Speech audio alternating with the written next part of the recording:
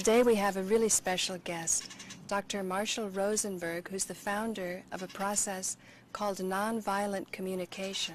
And I think as we talk to Marshall Rosenberg, we'll hear that indeed what we thought was limited in human ability to communicate, to share, and to understand is, I feel, with his method, really unlimited. So thank you, Marshall, for joining us. I'm very glad to. How did you develop this process of nonviolent communication? Well, I started it by some questions that have been in me, deep in me, since I've been very young.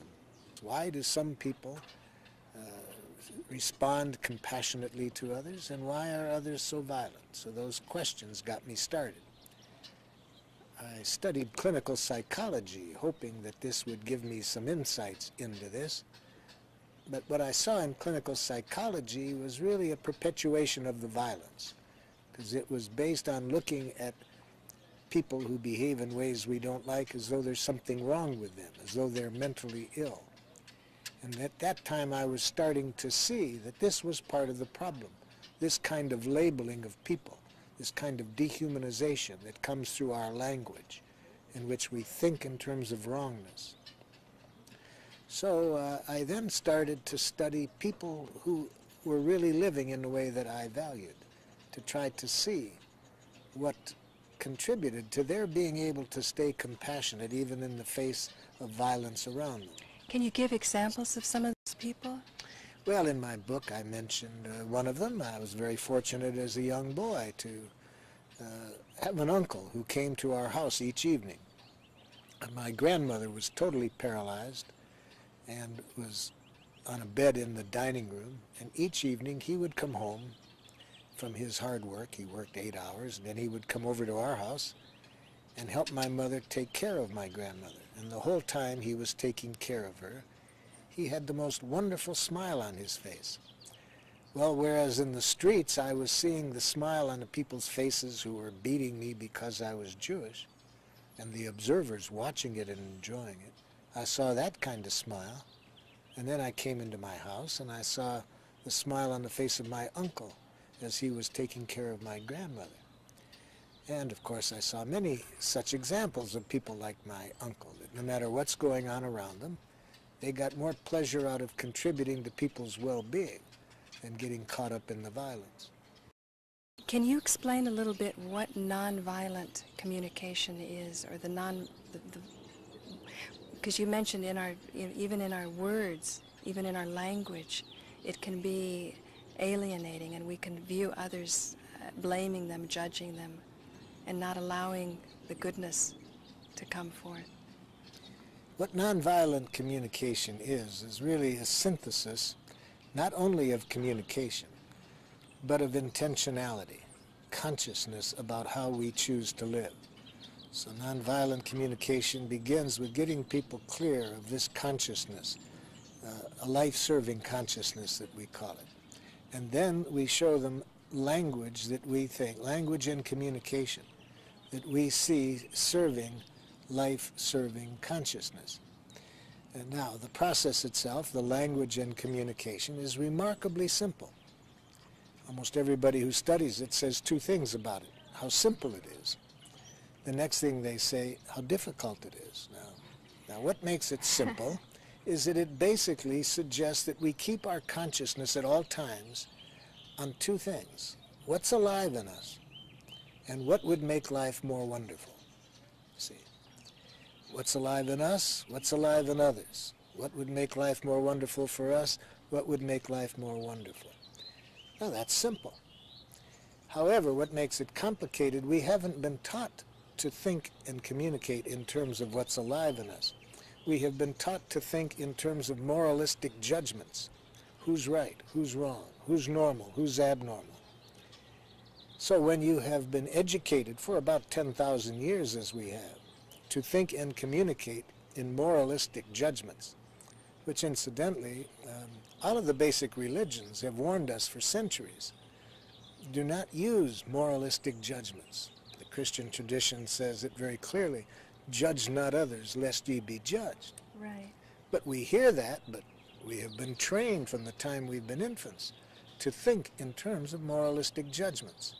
Our parents and teachers use moralistic judgments with us. That's a good girl, that's a bad boy, that's a very smart thing you did, that's a stupid thing you did.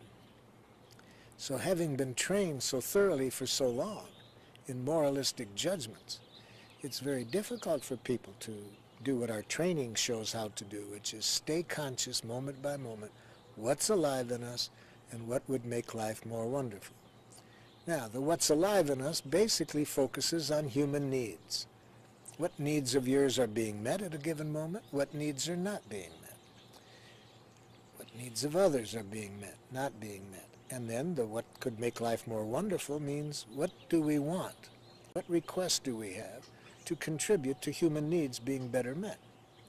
So that's the simplicity of the process. What's alive in us and what would make life more wonderful.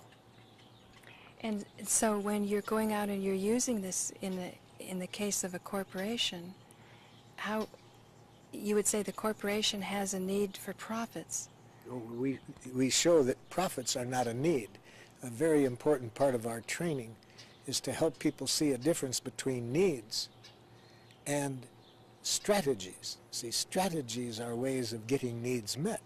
So some people think that profits, financial gain, is a need. No, it's a strategy that might or might not meet certain needs. See, what would be a need of a corporation? Well, the need of the people in the corporation would probably, I hope, be the strongest need that human beings have, a need to contribute to life. Right. Some people would call this a need for meaning, some would call it a need for purpose, but I call it a need to contribute to life, to see that our efforts are really going to serving life, making somebody's life more wonderful. That's what all of the corporations, I think, say in their vision, basically that they are trying to serve people. But when you really look at their actions, I think that they're getting needs mixed up with strategies, and their real interest is in how to make profits. Why is that? What is... Well, because for 10,000 years we have been educated to live within domination cultures in which a few people benefit at the expense of many. So people in the structures, they have been educated this way.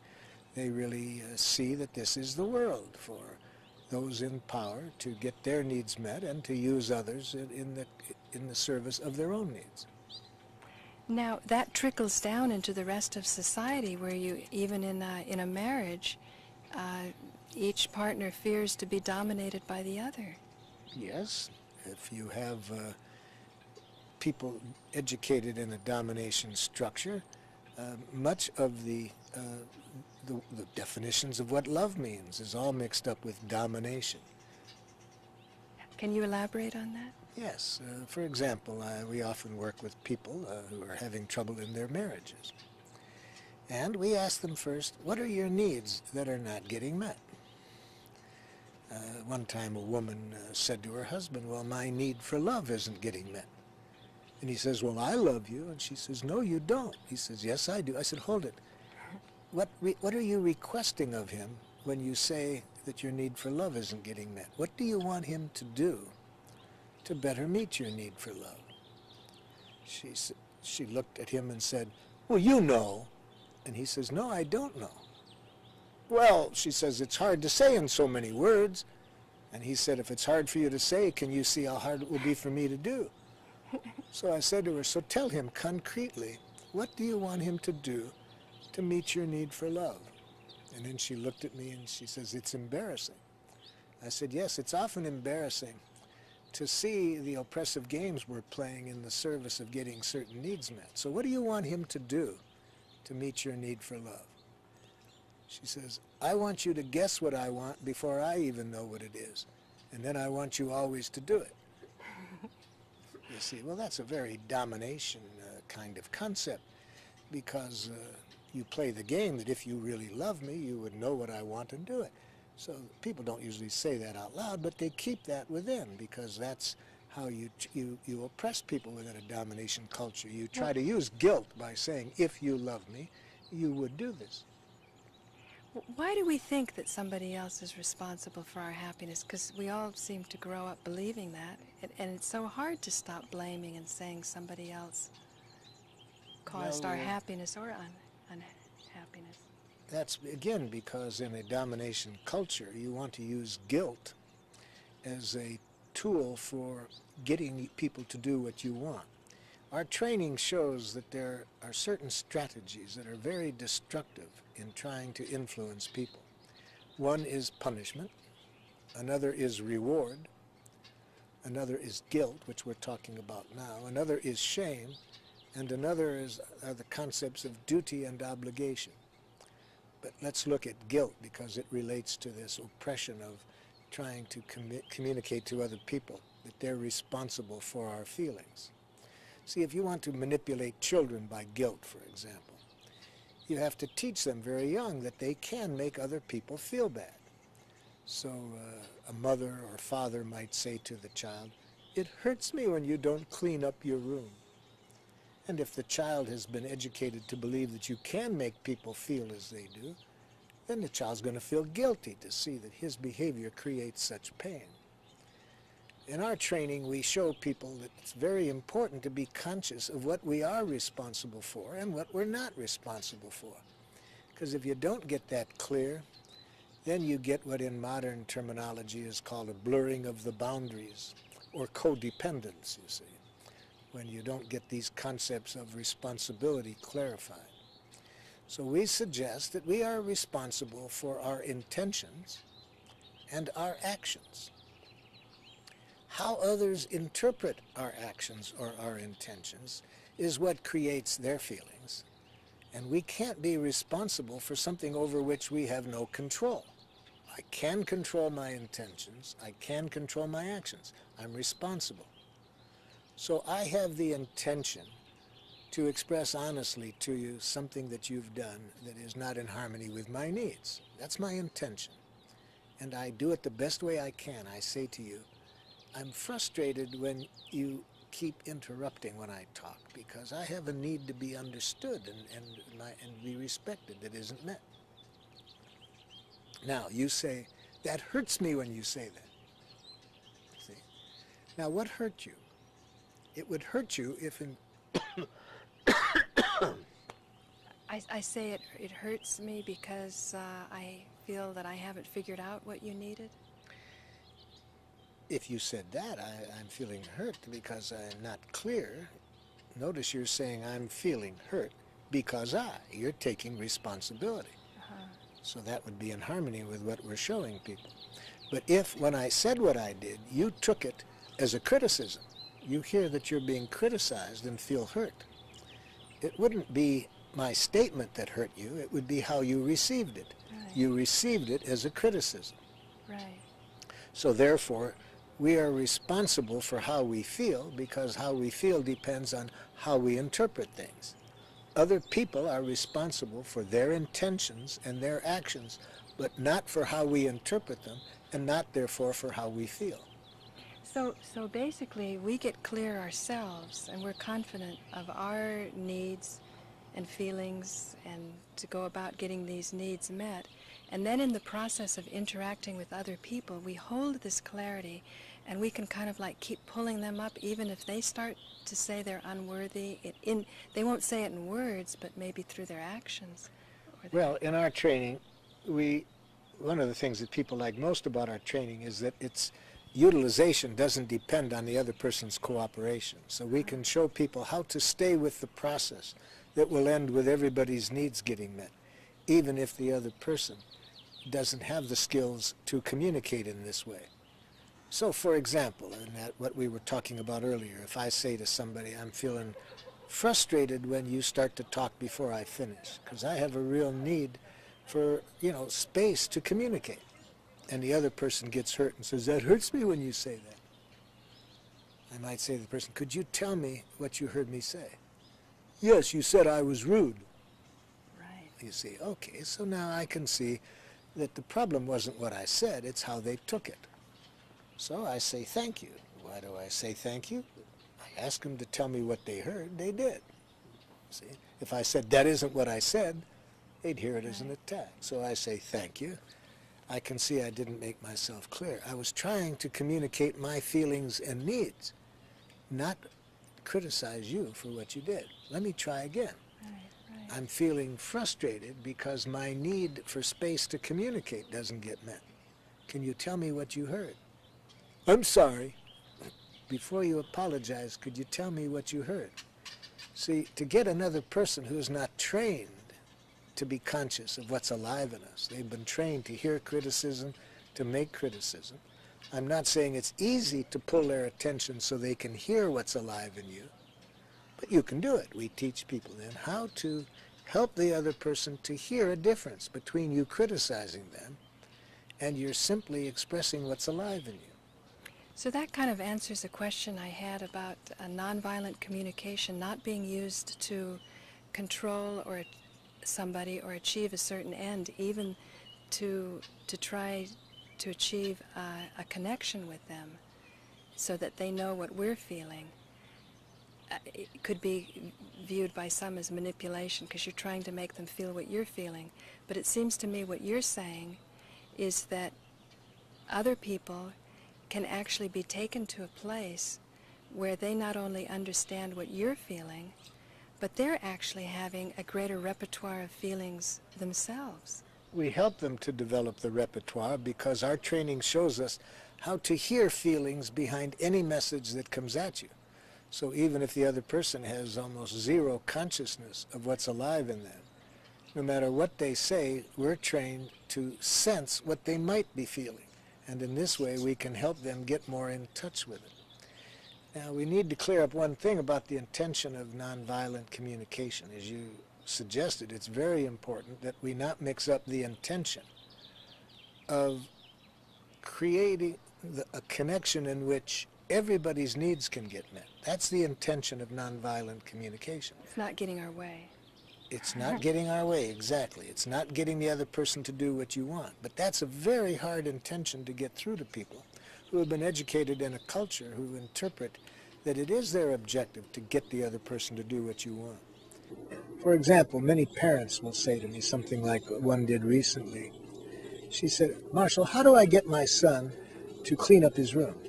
I said, is that your objective? She said, yes. I said, then he won't.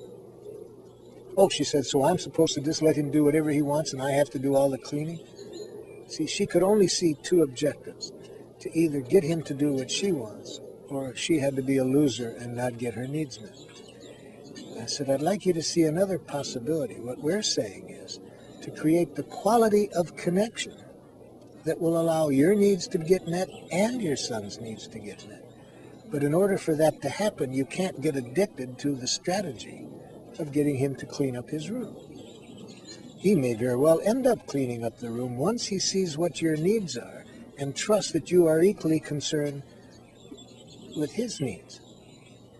Maybe this process makes us get a better idea of who we are. We may come in thinking that we want something, but working with these connections with people, we may find as a result of listening to the feelings and needs of someone else, we may actually want something different, greater, better. This is why differences and conflict are wonderful, if we go about it with certain consciousness. Yes, very often we come out with something far richer than we go in with, in terms of various strategies that might be effective in meeting our needs. If what we go in with, we see it doesn't meet the other person's needs, through an exploration of then how can we find a way to get everybody's needs met, we often do come out with a much more creative resolution. Why are you so confident that everybody can get their needs met? Because I feel you're very optimistic and you're very convinced that there are no differences that can't be resolved. Many times people say, yes, how do you have this belief in the innate goodness of people? And I say it has nothing to do with a belief or a faith. In my work, I do a lot of conflict resolution. And a lot of it is between people that hold deep pain between themselves. I've mediated between tribes in northern Africa where a quarter of the population were killed in the year before I started to work with them. I mediate between teams of groups of Hutus and Tutsis in Rwanda and Burundi. I've worked in Sierra Leone with people who have had horrible things happen with the other people in the room with them. I've worked between Israelis and Palestinians, but actually some of the most bitter conflicts I've been through are through husbands and wives, children and their parents. Right. So then, in answer to your question, why do I have this trust that everybody's needs can get met? Because I find out that when I can get both sides hearing what the other side is needing, what needs of theirs, what human needs are not getting met, you see, and what pain do they feel as a result of that. When I can get both sides seeing that, getting rid of all enemy images so that nobody is saying the other side is wrong, oppressive, stupid, anything that implies a criticism. When I can get both sides at that level, they see each other's unmet needs. They don't hear any criticism. I've yet to find that the conflict almost doesn't resolve itself. So the more I do this kind of work, the more I become convinced that the kind of conflicts that lead nations to war and tens of thousands of people to be killed, actually I'm convinced that most school children could solve the conflict very quickly if you simply told them what the resources are and what the needs of both sides are. You see. But so it doesn't take a PhD in psychology to put this into action. It takes somebody with a consciousness of human needs and an ability to translate moralistic judgments into needs. That's a core part of our training, that all language that criticizes others is essentially a tragic expression of an unmet need.